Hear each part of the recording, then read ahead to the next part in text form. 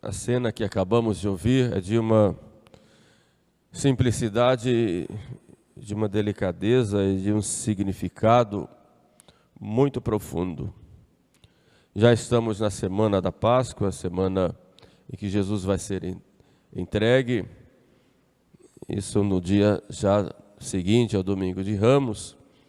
E Jesus está lá na casa de Marta, Maria e Lázaro, mais ou menos a uns 3 quilômetros de Jerusalém, em Betânia. E está ali à mesa,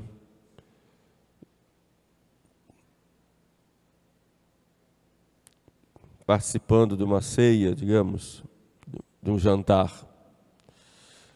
E vemos 3 intervenções importantes. A primeira, Maria vai aos pés de Jesus e lava os pés e unge os pés com um perfume muito caro. A segunda, Judas rebate àquela situação, dando a sua posição com relação a Jesus e com relação àquele perfume e à atitude de Maria. E por fim vem uma intervenção de Jesus diante do fato. Olhemos primeiro o exemplo de Maria. Maria vai movida pela fé e pelo amor e vai ungir os pés de Jesus.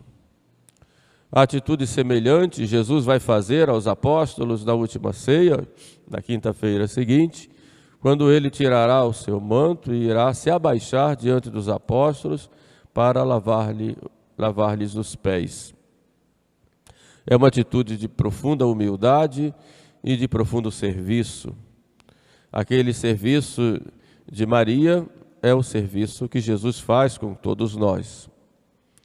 E é essa atitude que nós devemos ter para com Jesus e para com os nossos irmãos.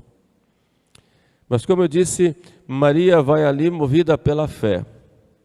Ela crê no Senhor. Também movida pela gratidão, porque havia ressuscitado o seu irmão que estava à mesa comendo. E esse detalhe é importante para mostrar que ele realmente havia ressuscitado. Evidentemente, a ressurreição de Lázaro não foi como a ressurreição de Jesus, foi uma reanimação, a alma vem ao corpo, mas Lázaro continua da mesma forma anterior, embora saudável. A ressurreição de Jesus, na ressurreição de Jesus há uma transformação. Essa ressurreição que nós teremos no fim do mundo. E Jesus vem com um corpo glorioso. Não foi o caso de Lázaro, está ali como um comensal, um membro da família, e comendo à mesa, mas realmente tinha ressuscitado. E ali mostrava o grande poder de Jesus até sobre a morte. A atitude de Maria, pois, uma atitude de fé. A atitude de Maria também é uma atitude de amor. O dar o perfume é dar o que nós temos de melhor. E ali Maria dá o perfume caríssimo, e ela não se importa em dar aquele perfume caro e colocar a ungir Jesus, porque aquele que ama não economiza meios de mostrar o seu amor. Quem ama quer dar sempre o melhor, quer dar-se. Papa São João Paulo II, na sua encíclica Ecclesia de Eucaristia, sobre a Eucaristia, ele diz, olhando o exemplo de Maria, a igreja nunca poupou na hora de fazer os seus templos, seus sacrários, seus paramentos, de dar sempre o melhor para Jesus. Assim também, quando nós amamos, nós procuramos dar sempre o melhor, não medimos esforços. Como diz Santo Agostinho, a medida do amor é amar sem medida. Esse é o exemplo de Maria, um exemplo para nós. Fé, amor, né? E que leva a essa entrega. Maria coloca o perfume em Jesus e toda a casa fica perfumada. Assim o amor, ele não se fecha em si mesmo, ele se expande. E ele passa como um fogo. Como diziam os antigos, no Antigo Testamento, é fogo no canavial que se espalha. Assim é o amor. O nosso amor que se fecha não é amor, é egoísmo. Não pode existir amor que se fecha. O próprio Deus, que é amor, por amor Ele criou para expandir esse amor, para se expandir, porque o amor tende a se expandir. O amor que leva aos outros, para que todos experimentem dele. Assim é o amor. E este é o significado do perfume que se espalha sobre toda a casa. Ah, meus irmãos, se nós tivéssemos mais amor, não haveria tantas mazelas no mundo, porque o amor se espalha, e de diversas formas. Não só no sentido de dar aos outros o pão de cada dia, mas dar aos outros o que nós somos, o que nós temos, nosso sorriso, nosso acolhimento, nosso perdão, nossa alegria de estar com Ele. Porque o amor é isso. É este fogo abrasador que é o próprio Deus, que veio a nós e se espalha. Por isso Cristo disse, eu vim trazer fogo à terra, e o que eu quero é que ele arda, que ele se espalhe. É esse amor. Por outro lado, diante desse amor, desta fé, dessa dedicação dessa mulher, desse perfume, qual é o olhar de Judas? Judas olha não a Jesus que está sendo ungido, não a aquela mulher que está ali entregando aquele perfume, em sua atitude, não ao que ficou em toda a casa, admiração, Lázaro, Marta que estava servindo a mesa, não. Judas olhou ali o perfume quanto ao preço. Realmente era um perfume caro, e muito caro, e naquela época era bem caro o perfume. Mas estava ali Judas olhando aquele perfume, o quanto ele custava. É o espírito da mesquinhez. A gente fica perguntando, meditando, quem era Judas? O nome dele era chamado Judas Iscariotes. Alguns dizem que era originário de um povo, por isso esse sobrenome.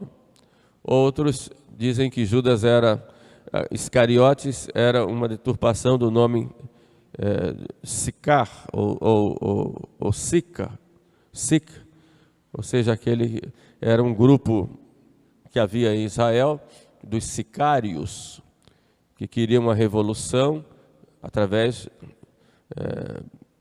dos assassinatos. Alguns dizem que Judas seria desse grupo. O fato é que é sempre um mistério porque Jesus coloca Judas como membro do grupo. Sabendo que Judas iria traí-lo, sabendo que ele é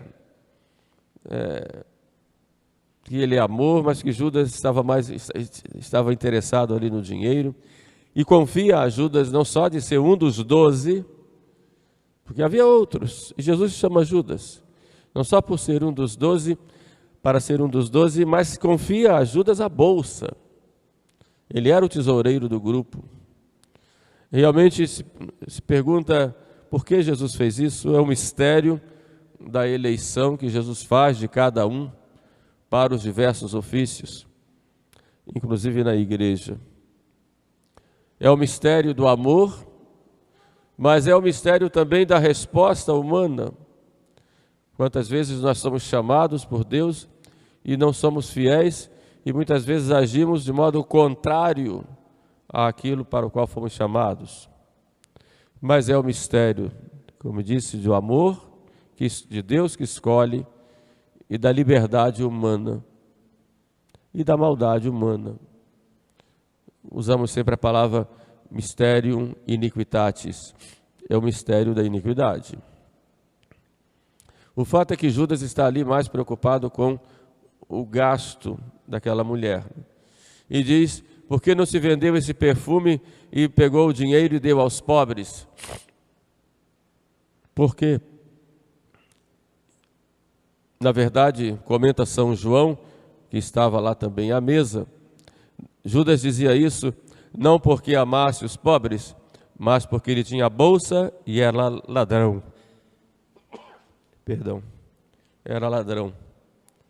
Muitas vezes, ainda hoje, sob a capa de defesa dos pobres, existem outros interesses escusos de alguns que, sob pretexto de defender os pobres, querem as coisas para si, não só o dinheiro ou bens materiais, pelos desvios que fazem ou pela vida incoerente que levam, mas, sobretudo, porque querem dominar a todos e instrumentalizam as pessoas mais pobres e necessitadas como meio de chegarem ao poder e dominar. Isso ainda ocorre no mundo, infelizmente, e ocorre até em muitos discursos na igreja, de pessoas que dizem que amam tanto os pobres, mas apenas os utilizam como plataforma para criar uma verdadeira revolução no mundo e implantar um poder que não é o poder de Cristo. É o mesmo discurso de Judas ainda presente, mesmo discurso de muitos escolhidos ainda presente no mundo e na igreja. E nós temos que assistir a isso. E Jesus agora então intervém e diz: pobres sempre os tereis. E quando nós falamos pobres, pobre é todo aquele que necessita. E quando Cristo diz: bem-aventurados os pobres de espírito, é todo aquele que tem espírito pobre, ou seja, aquele que não coloca a sua confiança no dinheiro nem no poder. Por isso todos devem ser pobres, e pobres de espírito. Esse cuidado temos que ter, não importa se tem materialmente mais ou menos, mas o espírito deve ser desapegado. Por outro lado, a lição que Cristo nos dá é a lição da caridade. Se pobres sempre tereis convosco, é preciso cuidar sempre dos pobres, sobretudo daqueles que não têm o necessário para viver ou têm muito pouco. E aí vem os santos padres e nos ajudam, um Santo Ambrósio, um Santo Agostinho, dizendo que aquilo que nós temos a mais do que nós necessitamos não é nosso, é dos pobres. Mas Cristo vai além e diz: pobres sempre tereis convosco, a mim nem sempre tereis. Estava falando ali porque ele seria logo preso e depois ficaria abandonado e seria sepultado. Então, o que Maria estava fazendo ali era a Jesus, era para Jesus. E fazendo para Jesus, fazemos para todos. Então, Cristo nos chama a atenção de que todo o amor que devemos ter com os pobres deve ser um amor a Ele nos pobres, e não o contrário. Daí todo o discurso que se faz diante das necessidades dos mais pobres é um discurso feito diante de Jesus, que está na pessoa do pobre e deve ser tratado como tal no pobre. Não é um discurso político, materialista, econômico, mas é olhar no pobre o próprio Jesus. E quando se unge, quando se cuida dos mais necessitados, estamos cuidando do próprio Jesus. Por outro lado, Jesus chama a atenção a si, a dignidade dele como Filho de Deus, feito homem, que morre na cruz para nos salvar, que ressuscita e que quer a nossa presença diante dele, dando a ele. Ele não está falando do ponto de vista material, de um perfume caro, mas, sobretudo, dar a ele o que há de mais caro na nossa vida, que é a nossa própria vida. Podemos resumir que dar a ele o nosso coração, que é representando toda a nossa vida. E aí quem nós somos? Aquela mulher, Maria, ou somos Judas, e numa capa de falso catolicismo, terminamos traindo Jesus, muitas vezes por tanta mesquinhez, tanta mesquinharia. O importante é nós estarmos aos pés de Jesus como Maria. E hoje podemos estar diante do sacrário, diante da sua palavra e também diante daqueles que necessitam de nós. Amém.